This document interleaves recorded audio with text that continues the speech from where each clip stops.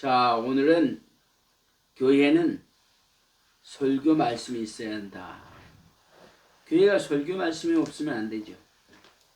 근데 모든 사람들이 예배라고 하면서 교양 과목이다 라고 생각하는 그런 성도들이 없지 않아 있습니다.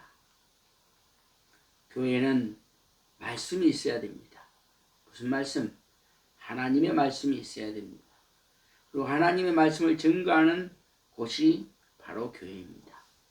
말씀 위에는 아무 소용이 없습니다.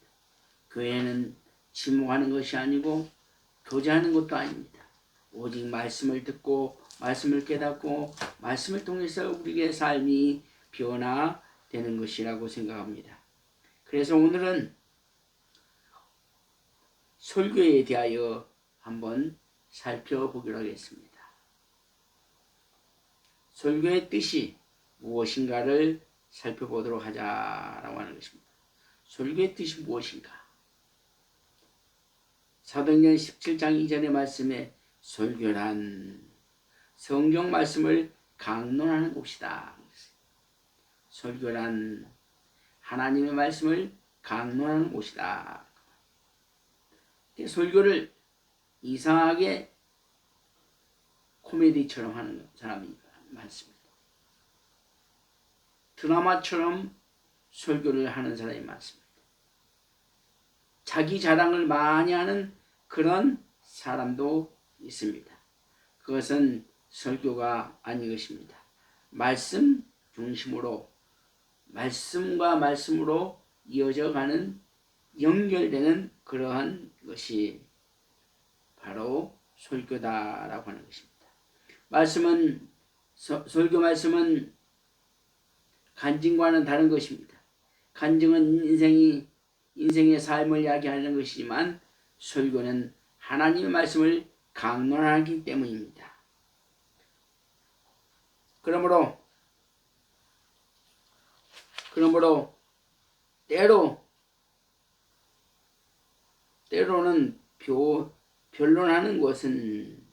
변론하는 것을 설교에 포함시키기도 하였습니다.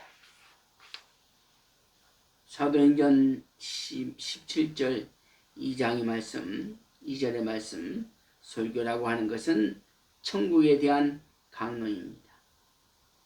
교회가 하나님 말씀이 없으면 안 되고 교회가 천국이 없으면 소망이 없는 것입니다. 아무리 웃기고 아무리 멋있는 강의를 해도 설교를 해도 그 속에 말씀이 없는 설교는 안고 없는 찐빵인 것입니다.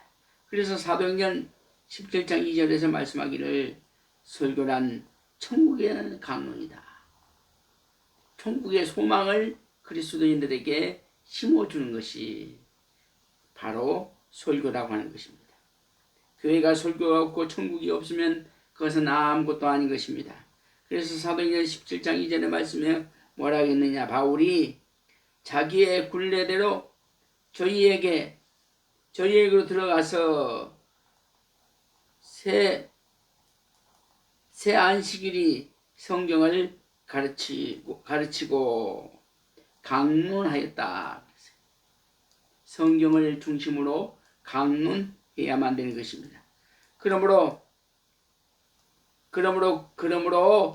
세상 이야기를 하는 것은 설교라고 할 수가 없는 것입니다. 세상적인 간증, 그리고 가정적인 이야기, 자기 사생활의 이야기, 그런 비유법을 써도 아니 된다라고 하는 것입니다. 오직 성경은 성경으로 풀어야만 됩니다. 성경을 성경으로 풀지 않으면 그것은 설교가 아니고 그리고 강론이 아닌 것입니다. 사도행전 24장 25절의 말씀에 설교는 장차 있을 심판에 대하여 강론하라. 설교는 장차 있을 심판에 대해서. 사도행전 24장 25절의 말씀에 뭐라 했느냐? 바울이 의와 절제와 장차 오는 심판을 강론하니 베린스가 두려워하여 대답하되 시방은 가라 내가 틈이 있으면 너희를 부르리라. 그러므로 사도행전 4장 2절의 말씀에 설교는 예수의 부활을 증거해야 됩니다. 교회가 천국이 없고 부활이 없으면 그것은 죽은 것이다. 부활이 있어야 됩니다. 부활의 확신이 없으면 구원이 없습니다. 부활의 확신이 없으면 소망이 없는 것입니다. 그래서 부활이 있는 사람은 고난 주간이 거의 필요 없어. 의미가 없어. 왜? 예수가 죽은 지 십자가에 못 박아서 고난을 당하셔서 죽으셨다가 살아나셨는데 고난이 사라져버렸어요. 죽음도 사라져버렸어요. 부활했다니까 고난도 부활이 되고 슬픔도 부활이 되고 죽음도 부활이 됐다라고 하는 것입니다. 이 부활을 모르는 사람은 자꾸 고난 주간 일질한단 말이에요. 그것은 왜 그러는가? 그것은 교리적으로도 맞지 않는다. 그럼 왜 그랬을까? 왜 자꾸 이런 것을 가지고 어떤 행사를 주관하고 있을까? 그것은 교인들을 때려잡기 위해서, 교인들 혀잡기 위해서, 교인들을 좋은 말로 훈련시키기 위해서, 교인들을 깨닫기 위해서, 교인들을 변화시키기 위해서, 영적 변화를 시키기 위해서 고난주간에서 금식하게 만들고 절제하게 만들고 회개하게 만들고 깨닫게 하게 만들고 변화되게 하는 것이다 라고 하는 것입니다. 그것은 교리로 맞지 않습니다. 고난이 없어요. 예수를 믿는 사람이 어디가 고난이 있어요? 예수를 아는 사람, 부활을 아는 사람, 나는 죽으면 부활이단 말이에요. 죽으니까 고난당하고 살아있으니까 고난을 당하는 것입니다. 살아있는 사람이 무슨 고난이 없는 사람이 죽은 사람이에요. 그래서 고난이 있는 사람은 살아있기 때문에 고난이 있는 것은 당연한 것이다.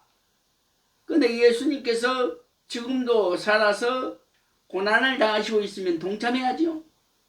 그러나 예수님께서 우리의 죄를 위해서 십자가에 죽으신 다음 부활하셨기 때문에 고난이 사라졌어요. 고난이 사라졌어. 이미 부활하셔서 천국으로 들림받아 가셨어요. 그래서 우리는 부활의 소망, 천국의 소망이 우리는 소망이다. 고난은 소망이 없는 것입니다. 살아있기 때문에 당연히 고난이 있는 거예요. 고난이 없는 사람 한 사람도 없어요. 죽은 사람은 고난이 없는 것입니다. 그러므로 고난주간 하는 것은 교리적으로도 맞지 않고 신앙적인 사상도 맞지 않습니다. 부활을 생각하면 우리는 감사해야 됩니다. 부활을 생각하면 기뻐해야 됩니다. 부활을 생각할 때에 정말 즐거워해야 됩니다. 부활이 없으면 죽은 종교나 마찬가지다. 무당이야, 무당. 예수가 아니야. 그것은 완전히 우상이지. 누가복음 4장 18절의 말씀에 설교라고 하는 것은 기쁜 소식을 전해주는 것이다. 기쁜 소식을 전해주는 것이다. 주님이 오셨다. 주님이 부활하셨다. 18절의 말씀에 뭐라 합니까? 주의 성령이 내게 임하셨으니 할렐루야. 주의 성령이 내게 임하셨단 말이에요. 주님께서 우리에게 성령을 선물로 주셨다고 하는 것입니다. 주님께서 우리에게 말씀을 주셨다는 거예요. 말씀을 깨닫게 해주었다는 거예요. 그래서 성령이 뭐냐? 진리란 말이에요. 진리가 뭐냐? 바로 진리가 성령이시다. 말씀이 성령이시다. 성령이 예수님이시고 성령이 하나님이시고 성령이 바로 우리의 삶의 모습이다. 그래서 부활을 믿고 살아가는 사람은 전혀 고통과 괴로움이 없어요. 예수를 10년, 20년, 30년 믿었다고 하면서 장로나 권사들이 말하기를 뭐라고 말합니까? 구원의 확신이 없어. 천국의 소망이 없어. 이 지상의 소망만 바라보고 사는 사람들이 너무 많습니다. 그렇게 하나님을 믿는 것은 매우 잘못된 것입니다. 진정한 예수를 믿는 사람은 내가 지금 죽어도 응? 내가 지금 이 칼에 맞아 죽어도 이 총에 맞아 죽어도 나는 천국을 가기 때문에 나는 부활하기 때문에 나는 두려움이 없도다. 할렐루야. 이러한 믿음이 있어야 그것이 구원자지. 구원에 확신이 없는 사람은 죽은 사람이야. 예수 안 믿는 사람이야. 말로만 주여 주여 하는 자요. 그 주여 주여 하는 자는 뭐라고 했어요? 천국에 갈 수가 없다라고 하는 것입니다. 그래서 영육간의 구원받을 수 있다는 것과 천국에 대한 소식을 귀하게 여겨야 된다. 영육간에 우리의 인생이 구원받고 우리가 천국에 갈 수 있다라고 하는 그 사실을 생각할 때에 얼마나 놀랍고 감사합니다. 응? 한성조 목사가 영육간의 구원이 없고 한성조 목사가 천국의 소망이 없고 부활의 확신이 없다면 이미 자살을 했을, 이미 죽었을 것입니다. 그러나 내가 이렇게 살아있는, 고난 중에 내가 살아있는 것은 오직 천국이 있기 때문입니다. 오직 부활이 있기 때문입니다. 그리고 영육간의 구원의 확신이 있기 때문입니다. 그리고 천국의 소망이 있기 때문에 지금까지 살아서 존재하고 있다고 하는 것입니다. 그러므로 마태복음 3장 2절의 말씀에 설교라고 하는 것은 예고하는 것이다. 예고하는 것이다. 예고한다. 무엇을 예고하고 있는가? 무엇을 예고하고 있는가?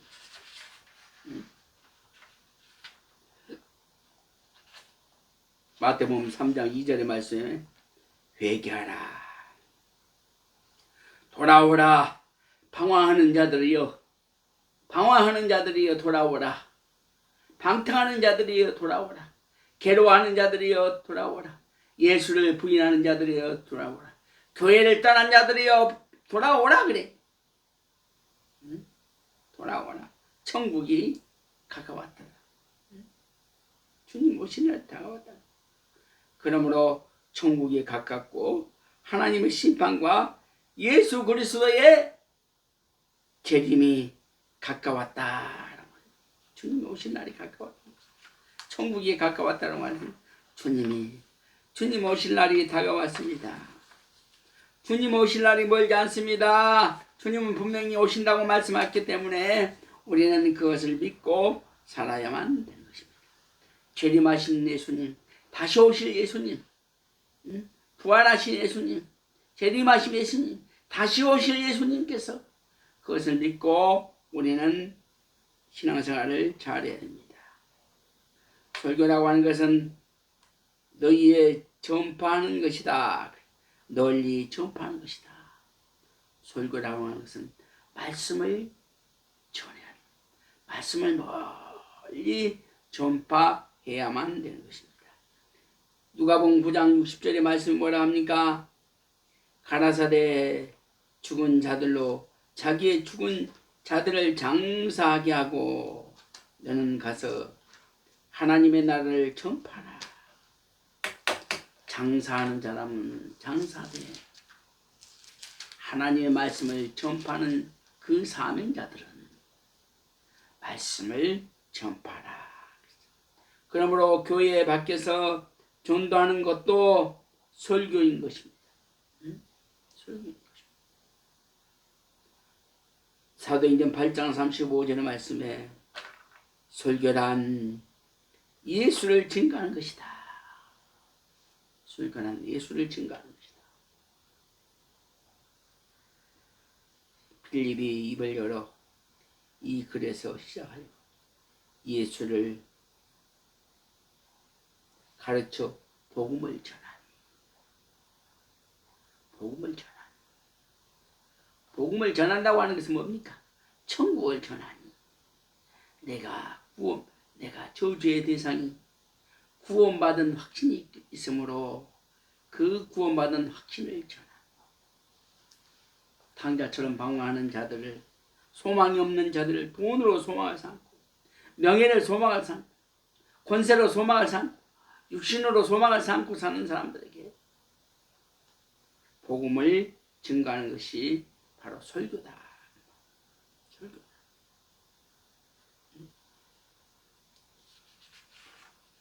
어이가 없어요. 그러므로 철학자의 이야기나 세상 이야기는 하는 것은 설교가 아니다. 철학적인 이야기나 간증이나 뭐 이상한 소리나 하고 뭐 결혼해서 복 받았습니다. 결혼해서 나는 이렇게 좋은 여자를 만나서 복을 받았습니다. 웃기는 짬뽕 같은 소리 하지 마. 철학적인 이야기나 자기 경험담이나 세상 이야기를 하는 것은 매우 잘못된 것입니다. 그것은 설교가 아닌 것입니다. 목사들이 대부분 보면 세상 이야기를 다 해. 자기 만나 얘기 다 하고 자기 새끼 출산 이야기하고 그 팔부치 사도행전 28장 32절에 봤어요. 그리스도에 관한 것을 전하는 것이다. 응?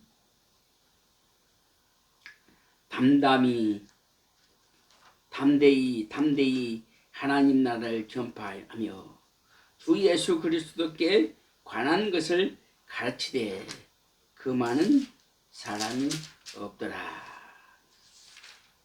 다시 말하면 예수께서 구세주인 것과 그로 말미암아 구원과 재림에 대한 것을 전하는 저와 여러분이 되어야 됩니다.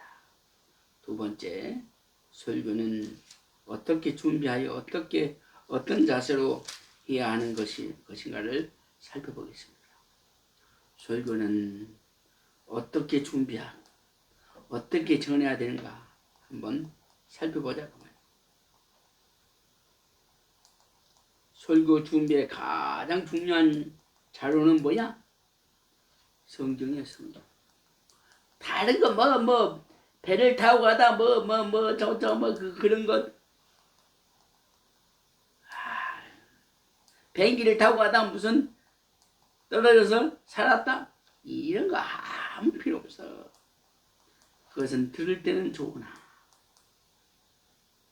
능력이 없고 권세가 없고 생명이 없기 때문에 돌아서면 잊어버립니다. 그러나 말씀을 가리키는 사람은, 성경을 가리키는 사람은 그 성경이 생명이기 때문에 살아서 존재한다. 그러므로 디모데전서 4장 13절에 읽는 것과 권하는 것과 가르치는 일에 동참하라. 동참하라. 응? 동참하라. 내가 이럴 때까지 읽는 것과 권하는 것과 가르치는 것에 동참하라. 동참하라. 응? 자기가 알고 확신이 있는 것을 전해야 된다. 또 배우고 확신한 일에 거해야 한다. 확신한 일에 거하라. 디모데후서 3장 14절에서 그러나 너는 배우고 확실한 일에 거하라. 내가 누구에서 배울 것을 알며 배우고 확신하노라. 설교자가 확실히 믿어질 때까지 배우고 연구해야 됩니다. 설교를 이해하지 않고 그냥 이 말씀이 좋다 하고 그냥 하면 안 된단 말이에요. 이 말씀은 누구에게 적용하는가? 김집사에게 적용되는구나. 김집사를 위해서 계속 말씀으로 계속 간주를 통해서 말씀을 창세부터 계시록까지 쫙 말씀을 연결시킵니다.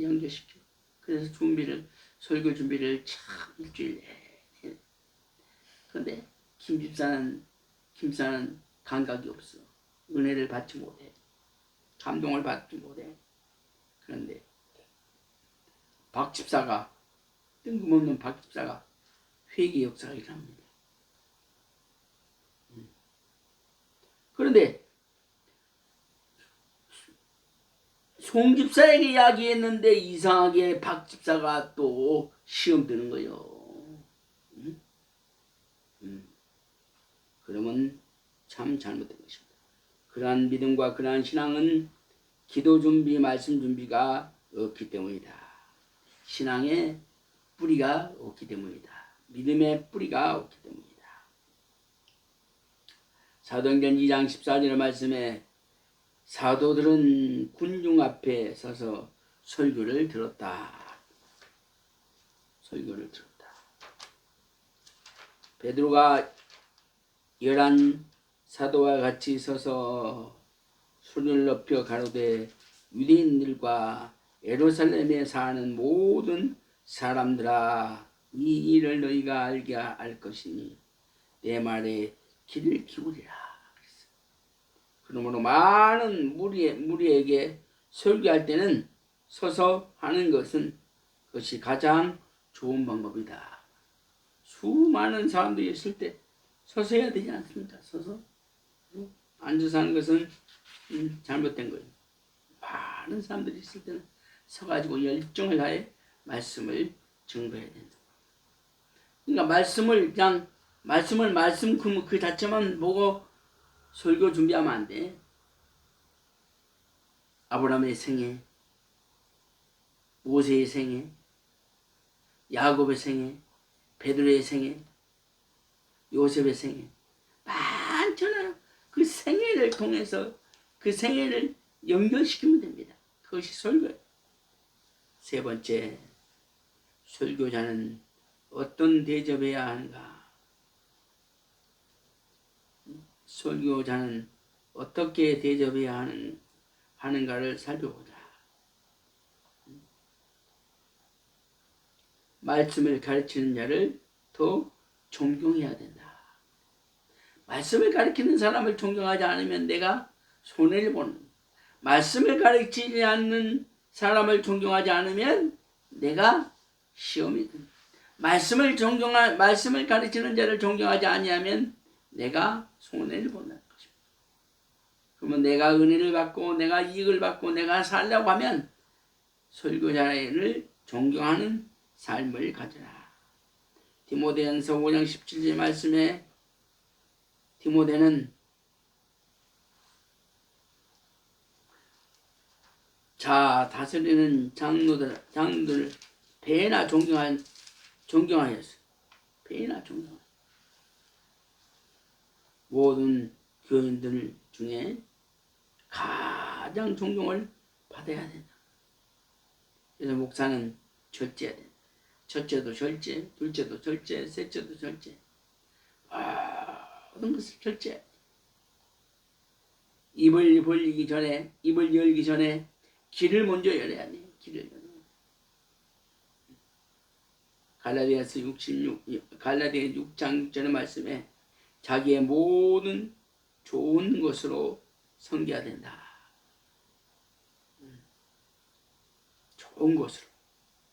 좋은 것으로 섬기지 않으면 그것이 은혜가 되지 않는다. 가르침을 받는 자는 말씀으로 가르치는 자와 모든 좋은 것을 함께하라. 그러므로 자기의 가정의 모든 좋은 일에 주의 종을 동참하게 하여야 된다. 데살로니가전서 5장 12절과 13절의 말씀에 사랑 안에서 가장 귀히 여겨야 된다. 사랑 안에서 가장 귀히 여기는 그런 성도들이 되어야 됩니다. 그러므로 사랑하고 존경하며 이해하고 즐거움으로 섬겨야 된다. 억지로나 인색함으로 하지 말고 사랑하고 존경하며 이해하고 즐거움으로 섬겨야 하는 것이다. 사도행전 20장 7절과 12절 말씀. 유두과와 같은 자세를 버려야 합니다. 한번 읽어보세요. 사도행전 23 7절에서 12절까지.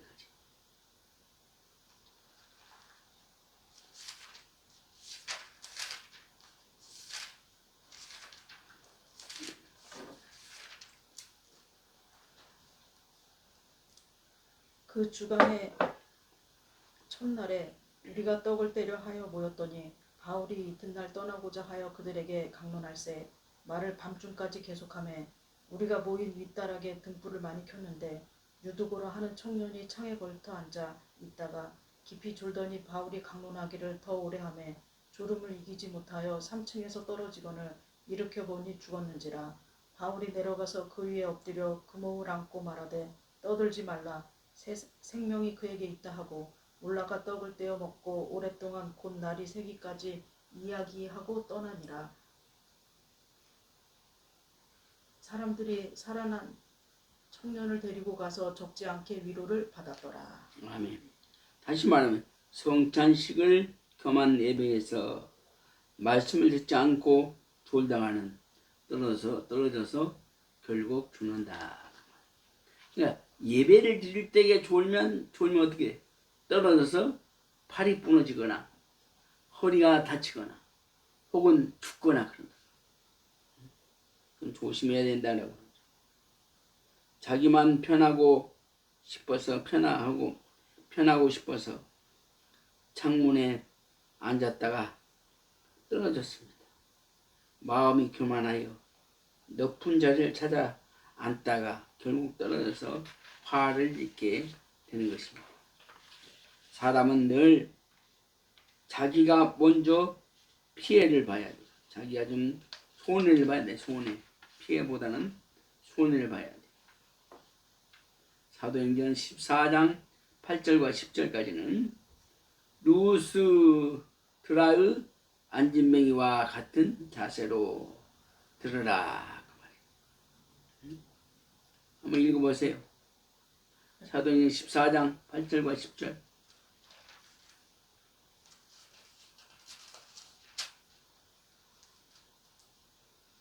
루스드라의 발을 쓰지 못하는 한 사람이 앉아 있는데 나면서 걷지 못하게 되어 걸어본 적이 없는 자라. 바울이 말하는 것을 듣거늘 바울이 주목하여 구원받을 만한 믿음이 그에게 있는 것을 보고 큰 소리로 이르되 내 발로 바로 일어서라 하니 그 사람이 일어나 걷는지라. 아멘. 미문 성경에 있는 거지도 안지뱅이도 그 안지뱅이 신세가 됐을 때는 거지 생활을 했으나 그가 돈도 필요 없고 뭣도 필요 없고 그냥 예수를 만나기를 사모하다가 어떻게 됐어요? 결국은 그가 발목이 피고 다리가 펴고 뛰고 걷기도 하였다. 그러므로 안지뱅이 여기서 무엇을 상징하고 있느냐? 오늘날의 그리스도인들을 말합니다. 오늘날의 그리스도인들. 무슨 그리스도인들? 아직까지 하나님을 믿는다고 하면서도 아직까지도 부활의 확신이 없는 사람, 믿음이 없는 사람, 구원의 확신이 없는 사람, 천국의 소망이 없는 사람, 이런 사람을 가리켜서 말합니다. 또 한 가지, 세상 이방인들을 말합니다. 그래서 우리는 어떻게 되느냐? 가장 낮은 자리에서 가장 낮은 자세로 듣고 겸손히 해야 된다. 말씀을 경청하며 들으니 구원받을 만한 믿음이 생겨졌다. 다들 경청합니다. 사모합니다. 사모합니다. 제일 앞에 앉아서 그냥 눈을 부릅뜨고 내가 이 말씀을 놓치면 큰일 난다는 생각으로 말씀을 들을 때 우리에게 큰 은혜가 된다. 그러므로 그 예배는 안지뱅이가 일어선 축복으로 연결됐다라고 합니다. 결론입니다. 설교가 교회 속에서 차지하는 비중은 매우 큰 것입니다. 그러므로 설교자도 하나님의 뜻을 따르도록 항상 주의해야 하고 듣는 자들은 말씀을 따라서 듣도록 항상 준비하는 그런 말씀입니다. 준비할 때 정말 설레는 마음으로 준비가 돼요. 설교를.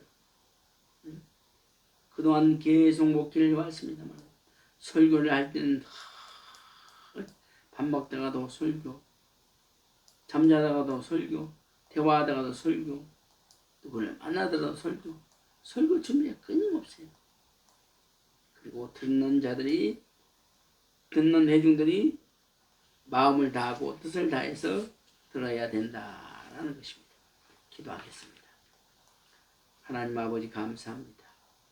이 시간에 설교가 없는 교회는 아버지 아무 소용이 없는 세상 단체나 세상의 회중이나 마찬가지입니다. 아버지께서 그 세상에서 이상한 설교를 하는 모든 자들을 회개시켜 주시고 주님 말을 사모하는 성도들이 되게 하여 주시옵소서. 오늘도 함께하여 주실 때 예수 그리스도 이름으로 기도하옵나이다. 아멘.